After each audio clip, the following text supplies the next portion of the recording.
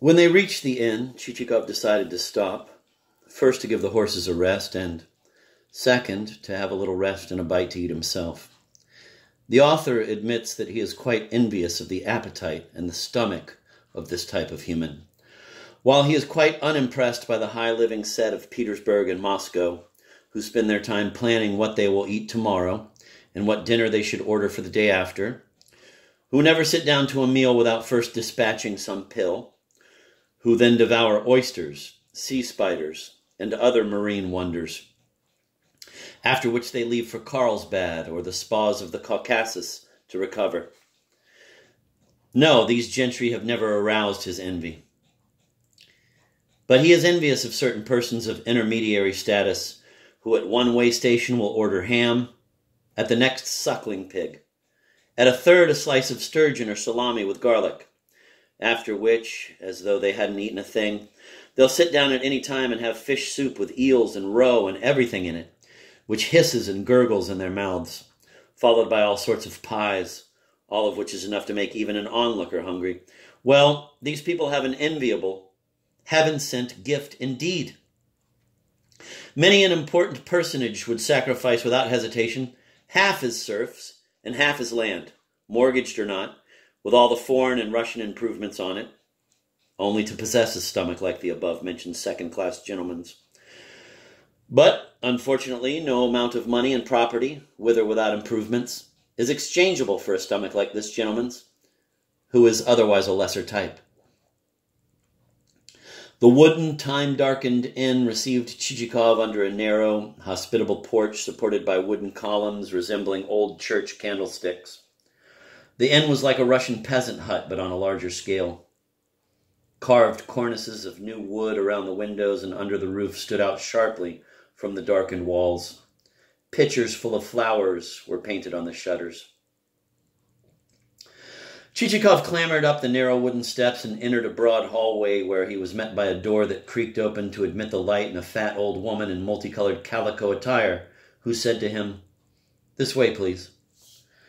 The main room contained all the friendly things that are found in small wooden inns, of which so many have sprung up along our roads, namely, a tarnished samovar, smooth pine walls, a triangular cupboard in a corner with teapots and teacups in it, gilded china eggs on red and blue ribbons hanging in front of the icons, a cat that had recently had kittens, a mirror which showed you 4 eyes instead of 2 and a pancake instead of a face, and, finally, stuck around the icons, fragrant plants and carnations, so dried out that when one took a sniff, one's only reward was a sneeze. "Got any suckling pig?" Chichikov asked the waiting peasant woman. "Right. With horseradish and sour cream?" "With horseradish and sour cream." "Bring it here, then." The woman went off, and, after fussing about a bit, returned with a plate, a napkin that was starched to the stiffness of dried tree bark, a knife with a yellowed bone handle and a blade so emaciated it was the size of a pocket-knife blade, a 2-tined fork, and a salt cellar which wouldn't stand upright. As usual, Chichikov immediately engaged her in conversation, inquiring whether she ran the inn herself or was employed by its owner, how much income the inn brought in, whether her son lived there, whether her oldest son was married or single, what his wife was like, what dowry she had brought him, and whether the father of the bride had been pleased or angry at not receiving enough presents at his daughter's wedding. In fact, he didn't miss anything. Of course, he was curious about the landowners of the district and was informed that there were all sorts of them: Blokin, Pochitsev, Milnoy, Colonel Cherpakov, and Sobakevich.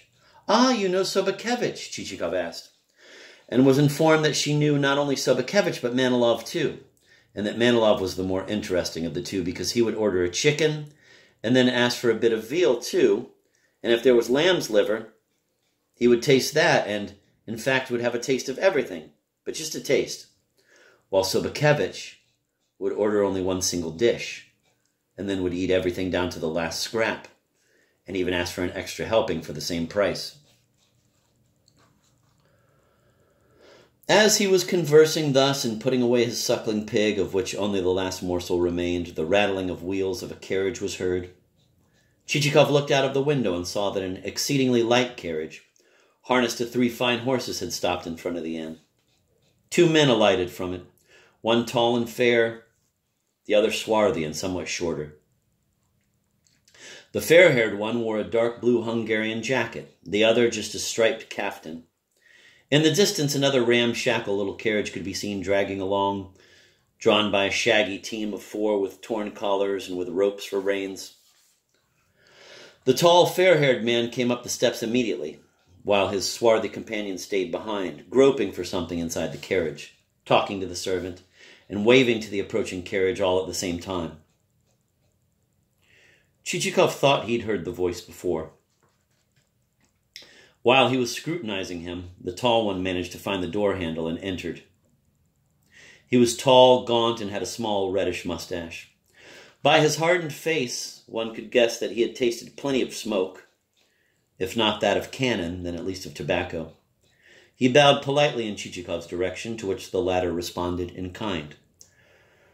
For a few moments it looked as though they were going to get deep into conversation and become closely acquainted. For the beginning was very promising. They both expressed their satisfaction with the fact that the dust had been firmly laid by yesterday's downpour and that this made driving cool and pleasant. However, at that moment the dark-haired companion of the blond traveler appeared. He tossed his cap onto the table and dashingly passed his fingers through his thick black hair. He was of medium height, very adequately built, ruddy-cheeked, and had flashing snow-white teeth and pitch-black side whiskers. He was so strong and red-blooded that good health seemed to ooze from his face. "Bah, bah, bah," he suddenly blurted out, catching sight of Chichikov. "What brings you here?"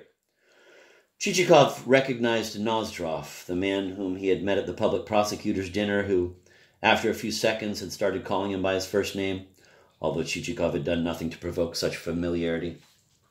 "Whom have you been to see?" Nozdrov asked him, and without waiting for an answer he said, "As for me, friend, I've come from the fair.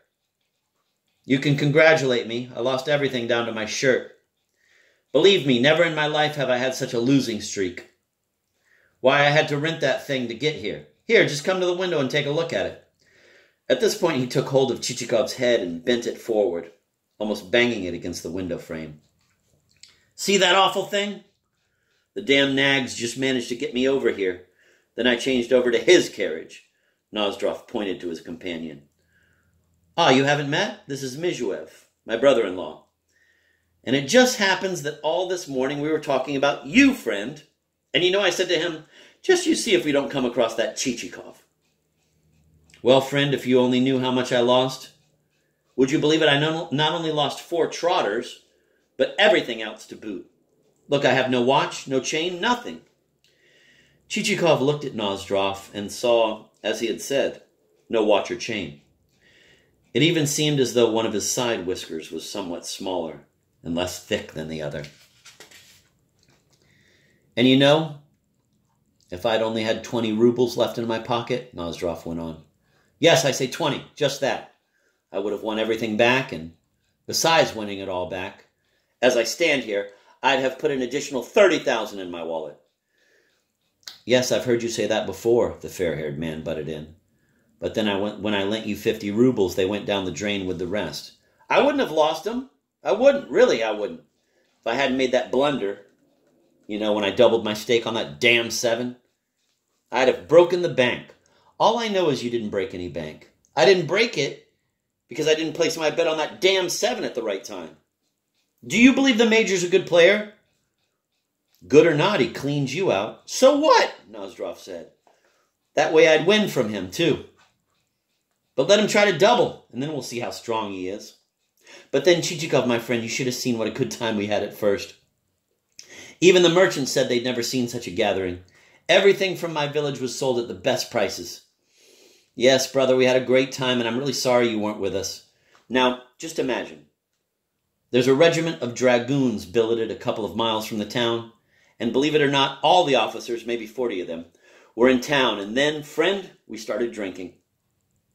And one of them, Captain Potsiliev, such a nice chap. You should see his mustachios, up to here, I tell you. He always says, 'Bad bargain,' instead of Burgundy. 'Fellow,' he'd say, 'get us some of that bad bargain.' And then there was a Lieutenant Kovshinikov, an awfully nice fellow, and a real full-fledged drinker. We were together all the time. And you should have seen the wine Ponomarev sold us. I must say he's a crook, and it's impossible to buy anything decent in his store.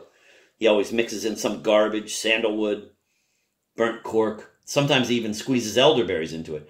But when the son of a gun goes and brings a bottle out of a side room that he calls his special storeroom, then you find yourself floating on a cloud.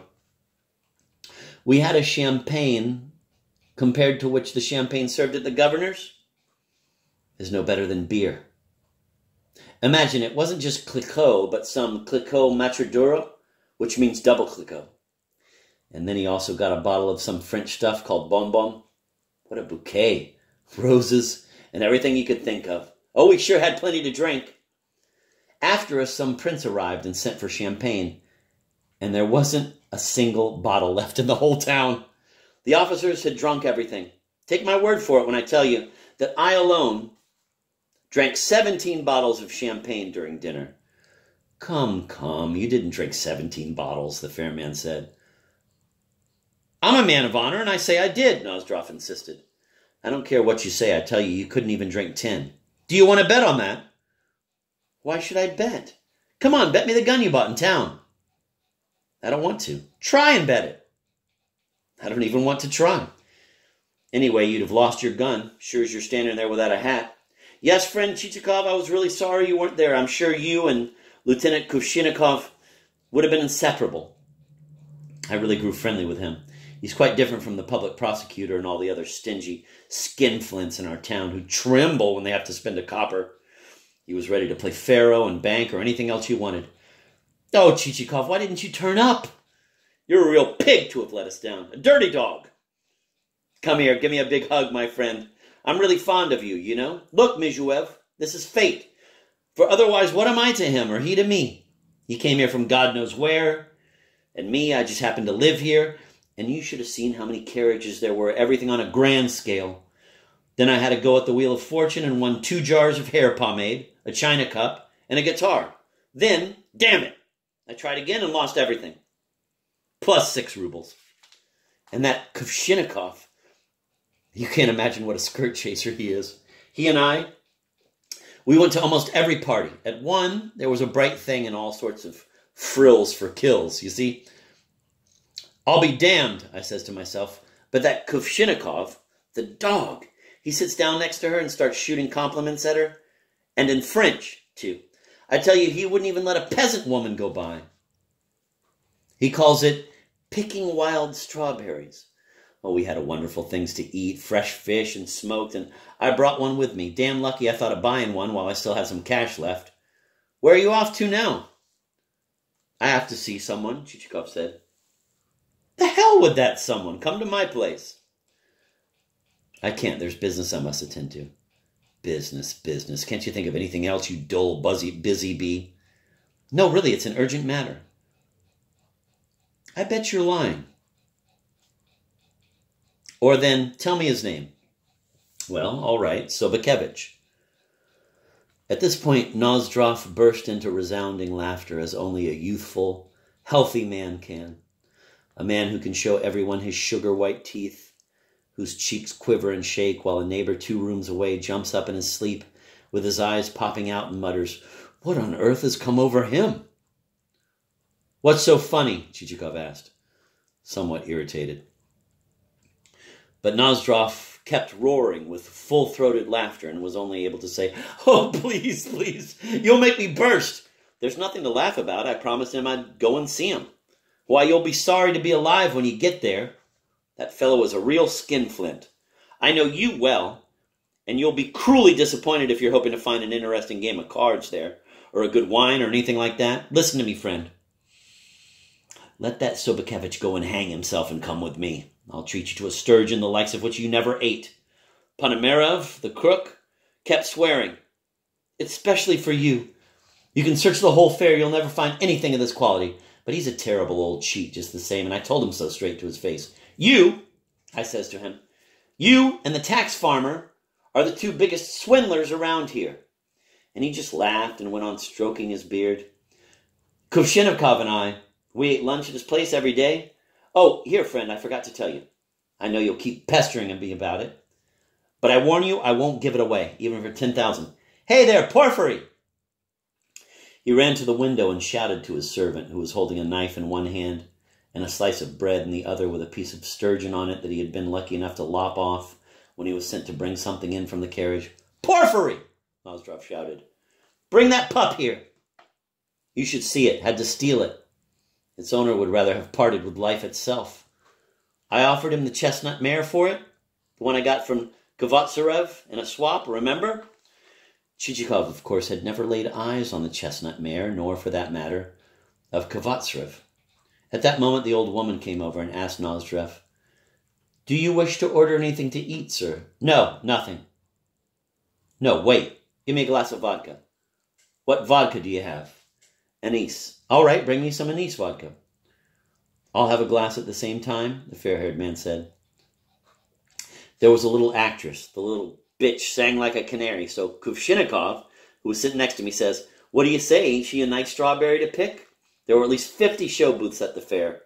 There was one, Fernardi, who turned like a windmill for 4 hours at a stretch. Here, Nozdrov accepted a glass from the old woman, who acknowledged his acceptance with a low bow. All right, get him over here, he shouted when he caught sight of Porphyry holding the puppy. The servant was dressed like his master in the same sort of quilted, striped coat, but his was somewhat dirtier. Put him down on the floor here. Porphyry set the pup on the floor, and it spread out its 4 paws and started sniffing at the ground. That's some pup for you, Nozdrov said, picking it up by the scruff of its neck. The little beast let out a rather plaintive squeak. But you haven't done what I told you, Nozdrov said to Porphyry, carefully examining the puppy's belly as he spoke. You've never even tried to comb him out. I did comb him out, sir. Then where do these fleas come from? I wouldn't know, sir. Probably they got onto him in the carriage somehow. You're a liar. You never even intended to comb him. And I believe you've given him some of your own fleas to boot, you fool. Hey, Chichikov, look at those ears. Here, feel them with your hand. I can see without a fine breed. No, here, just feel those ears. To please him, Chichikov felt the puppy's ears and said, Yes, I'm sure he'll make a fine dog. And what about the nose? Do you feel how cool it is? Just touch it. Not to offend him, Chichikov took the pup by the nose and declared, A very keen scent. A purebred pug, Nozdrov said. I confess I've been after a pug for a long time. All right, Porphyry, take him away. Porphyry picked the puppy up under the belly and carried it away to the carriage. Look here, Chichikov, whatever you may think, you're coming with me. You're coming with me to my place right now. It's less than 4 miles from here. It'll take us no time to get there, and then, if you feel like it, you can go on to Sopakevich's from there. Chichikov mused. Well, as a matter of fact, why shouldn't I drop in on Nozdrov? He's no worse than the others, just as human as they are. And what's more, he's hit a bad gambling streak. He must be prepared to do anything now, and it looks as though one might get something for nothing at his place. All right, he said aloud, let's go, but promise not to detain me too long. I haven't much time to spare. Oh, there's my friend. I'm really glad. Wait, I must kiss you for that. Nozdrov and Chichikov hugged each other. That's glorious, Nozdrov said. The 3 of us will drive together. Now, you'll really have to count me out, the fair-haired man said. I must be on my way home. Nonsense, nonsense. I won't let you go like that. Really, my wife would be furious. You'd better transfer to this gentleman's carriage now. No, that's out of the question. The fair-haired man belonged to that species in whom, at first glance, one finds a stubbornness of sorts. Before you open your mouth, they seem to be ready to contradict, and they'll never agree to something that goes against their way of thinking. They'll never say that a fool is intelligent, and especially never will agree to dance to another's tune. But then, it turns out that there's a softness in their characters, and that they'll accept something that they at first spurned, and that they'll acknowledge intelligence in a fool and dance to another's tune. In brief, they'll start out in style and end low and vile. Rot, Nozdrov answered some objection of the fair-haired man's.